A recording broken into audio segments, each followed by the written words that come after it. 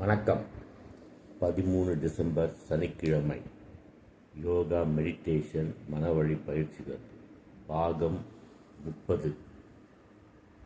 நம் மனதை படைத்தது ஒரு தெய்வீக ஆற்றல். எனவே நம் மனதில் தோன்றக்கூடிய தவறுகளை நீக்கி நெறிப்படுத்தும் ஆற்றலும் நம்முள்ளே இருக்கத்தான் செய்கிறது.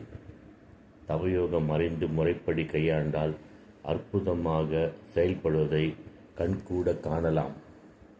நெடுநாளாக நிலவி வந்த கடுமையான தீய எண்ணங்கள் போக்குகளும் இந்த முறையாக மாறி நன்மை பிறக்கும் என்பதை நிலைநாட்டுவதற்கு எண்ணிறந்த உதாரணங்கள் உண்டு.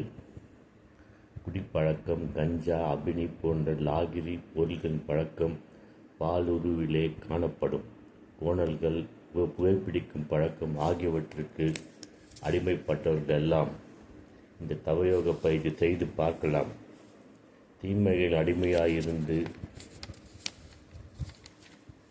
அவர்கள் முற்றிலும் விடுதலை பெற்று நன்னறி கண்டு சிறப்பது உண்டு.